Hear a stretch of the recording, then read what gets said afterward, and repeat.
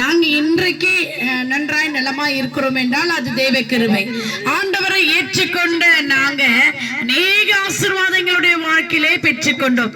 எங்களுக்கும் வேதனை, எங்களுக்கும் துக்கம், நாங்களும் கண்ணீர் விட்டு இருக்கிறோம், எங்களுக்கும் இல்லாம நிலைமைகள், எங்களுக்கும் பல பிரச்சனைகள் உண்டு. ஆனா எங்களுடைய பாரத்தை ஆண்டவர்கிட்ட நாங்க இறக்கி வச்சுட்டோம். வேத வசனம் சொல்லுகிறது, வருத்தப்பட்டு பாரம் சுமக்கிறவர்களே நீங்கள் எல்லோரும் இடத்துல பாருங்க, நான் உங்களுக்கு இளைப்பாறுதல் தருவேன். அன்பான ஜனங்களே, ஆண்டவர் நமக்கு ஒரு இளைப்பாறுதல் வைத்திருக்கிறார். அது மனிதன் கொடுக்கிறதான இளைப்பாறுதலோ இல்ல கணவனோ பிள்ளைகளோ மற்ற நல் உறவுகளோ கொடுக்கிறதான ஒரு இளைப்பாறுதலோ ஆறுதலோ கிடையாது. ஆண்டவர் சொல்றார், நானே அவர்களுக்கு ஆறுதலை கொடுப்பேன். இந்நாளிலே இந்த வேளையில ஆண்டவர்களோடு கூட பேசுகிறார். ஈசப்பா வந்திருக்கிறார். அன்றைக்கு மாத்திரமல்ல, இன்றைக்கும் ஆண்டவர் அற்புதங்களை செய்து கொண்டிருக்கிறார். இப்பகுதி ஜனங்களுக்கு இந்த ஒளிபரப்பு மூலமாக கட்டாயம் இந்த சத்தம் கேட்கும். நீங்கள் ஆசீர்வதிக்கப்பட்டவர்கள். கர்த்தர் இன்றைய தினத்துல இந்த வேளையில கர்த்தர் உங்களை ஆசீர்வதிக்க வந்திருக்கிறார். கொஞ்சம் கேளுங்க. சமாதானம் இல்லையா? சந்தோஷம் இல்லையா? நிம்மதி இல்லையா? மன போராட்டமா? மன அழுத்தமா? ஐயோ யார் எங்களை விடுவிப்பார் என்றுதானே கேள்விக்குறியுடைய வாழ்க்கையில் இருக்கிறதா? இன்றைக்கு ஆண்டவரை சந்திக்கபடியாய் நீங்கள் ஆயத்தப்படுங்க. ஆண்டவரை சந்திக்க வாங்க. எல்லாத்துக்கும் ஒரு முற்றுப்புள்ளி உண்டு, எல்லாத்துக்கும் ஒரு தீர்வு உண்டு. உங்களுடைய பிரச்சனைகள் ஒழிந்து போகும். கர்த்தர் உங்களை கண்ணீரை துடைப்பார். உங்களுடைய பாரத்தை சொல்றாரு, என் மேல நீ கொடுத்துடு, நீ லகுவாய் மாறி என்று சொல்லுகிறார். அன்பான ஜனங்களே, இந்த இயேசு உங்களை சந்திக்கும்படியாய் வந்திருக்கிறார். இந்த சந்தோஷம் உங்களுக்கு வேண்டுமா? இப்பேற்பட்ட சமாதானம் உங்களுக்கு வேண்டுமா? நீங்கள் ஆசீர்வாதமாய் வாழணுமா? நீங்கள் விடுதலையாய் மாறணுமா?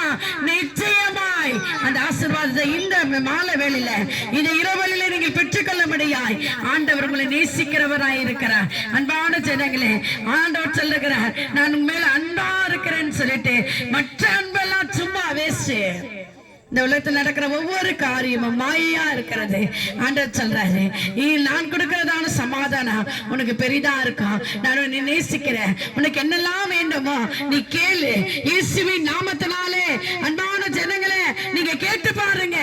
ஏசப்பா, உடைய நாமத்தினாலே எதெல்லாம் கேட்கிறீர்களோ அதெல்லாம் பெற்றுக்கொள்வீர்கள் என்று சொல்லி வசனம் சொல்லுகிறது. அப்பா, அந்த வசனத்தின்படியாக அப்பா இயேசுவின் நாமத்தினாலே எங்களுக்கு இந்த ஆசீர்வாதங்கள் வேண்டும் என்று கேளுங்க. அன்பான ஜனங்களே, பெற்றுக்கொள்வீங்க. உங்களுக்கு வேண்டிய சமாதானத்தை கொடுக்க ஆண்டவர்களால் தான் முடியும். ஏசப்பா வருகிறார். உங்களுடைய பாவங்கள், அக்கிரமங்கள், அநியாயங்கள், மீறுதல்கள், மீறி செய்கிறதான தவறுகள் மோட்சத்துக்கு உங்களை கொண்டு போகாது. மோட்சத்துக்கு வழி இயேசு கிறிஸ்துவா இருக்கிறார். நரக அக்கினிக்கு நீங்கள் இரையாகாதபடிக்கு, நரகத்துக்கு நீங்க போகாதபடிக்கு ஆண்டவர் உங்களை மனம் திரும்ப முடியாது. ஆண்டவர் இந்த வழியில உங்களை பார்த்து சொல்றாரு, மனம் திரும்புங்க, பரலோக ராஜ்யம் சமீபமா இருக்கிறது. ஆண்டவர் உங்களுக்காக காத்திருக்கிறார். ராஜாதி ராஜாவாய் வரப்போகிறார். உலக ரட்சகர் வரப்போகிறார். மனுக்குலத்தை மீட்கும்படியாய் வரப்போகிறார். ஆண்டவர் வரப்போ உலகத்தில் எங்க பார்த்தாலும் ஆண்டவர் சொன்ன வேத வசனம் நிறைவேறிக் கொண்டு வருகிறது. யுத்தங்கள், சண்டைகள், போராட்டங்கள், நிலநடுக்கங்கள், பூமி அதிர்ச்சிகள், ஐயோ அழிவானது தேசம் முழுக்க காணப்படுகிறது. இதெல்லாம் இங்கிருந்து வந்தது. வேத வசனம், ஆண்டவருடைய கோபம். அன்பான ஜனங்களே, அந்த கோபத்துக்கு தப்பித்துக் கொள்ள ஒரே வழி இயேசு. நானே வழி, நானே சத்தியம், நானே ஜீவன், என்னை இல்லாமல் ஒருவனும் பிதாவிடத்துல வர முடியாது. மனம் திரும்புங்க. நமக்காக ஒரு இடம் காத்திருக்கிறது. இந்த மண், இந்த சரீரம், இந்த மண்ணா இருக்கிறபடினால இந்த மண்ணை ஆண்டவரே மண்ணை எடுத்து பிசைந்து உருவாக்கி வைத்திருக்கிறார். அதனால ஒரு மனிதன் செத்தானால் அவன் எங்கே போவான்? மண்ணுக்கு தான் அந்த சரீரம் போக போகுது. ஆனா ஆண்டவர் கொடுத்த ஒரு ஜீவன் இருக்கிறது. அந்த ஜீவன் எங்க போகுது? பரலோக ராஜ்யத்துக்கு போகுது. நீங்க நினைக்கலாம், செத்தவனா பரலோகத்துக்கு இல்ல, ஒரு நாள் மோட்சத்துக்கு போக முடியாது. அங்க ஒரு தீர்வு இருக்கிறது, ஜட்ஜ்மெண்ட் இருக்கிறது. யாராரு என்ன செய்தாங்களோ, நீதி செய்தாங்களா, நியாயமா செய்தாங்களா, உண்மையான வாழ்க்கை வாழ்ந்தாங்களா, பிறருக்கு உதவானாங்களா, கொடுத்தார்களா, ஆசீர்வாதமா இருந்தாங்களா, இல்ல அக்கிரமா செய்தாங்களா, கொலை பண்ணாங்களா, கொள்ளடித்தார்களா, மற்ற பாவத்துக்கு எந்தெந்த பாவம், அக்கிரமங்கள், அநியாயங்கள் செய்தாங்களா, அவங்களுக்கெல்லாம் காத்திருக்கிறது. அன்பான ஜனங்களே, மனம் திரும்புங்க. இயேசுவை தன் சொந்த ரட்சகராக ஏற்றுக்கொண்டு இயேசப்பா என்னுடைய பாவ சாபங்களை நீக்குங்க, மன்னிங்க, இந்த ரத்தத்தினால கழுவுங்கன்னு சொல்லுங்க. மோட்சம் உங்களுக்காய் காத்திருக்கிறது. இயேசு கிறிஸ்து உங்களை அழைக்க முடியாய் ஆண்டவர் வருகிறார். அவர் வருகை மிக சமீபமா இருக்கிறது. இயேசப்பா வரப்போகிறார். மனம் திரும்புங்க, ஆண்டவரை ஏற்றுக்கொள்ளுங்க. நிச்சயமாய் உடைய சாபங்கள், உடைய அக்கிரமங்கள், உடைய அநியாயங்கள், உடைய மீறுதல்கள், பல்ல பாவத்துக்கு ஒரு முற்றுப்புள்ளி ஆண்டவரால் வைக்க முடியும். இயேசுவின் ரத்தம் சகல பாவங்களை நீக்கி நம்மை சுத்திகரிக்கும், உங்களை சுத்திகரிக்கும். ஒருவன் சுத்தமானாய் மாறும் போது எல்லா ஆசீர்வாதத்தை நிறைவாய் பெற்றுக் கொள்ளுவான். வேஷமாகவே மனுஷன் திரிகிறான், விருதாமாகவே சஞ்சலப்படுகிறான், ஆசையை சேர்க்கிறான்.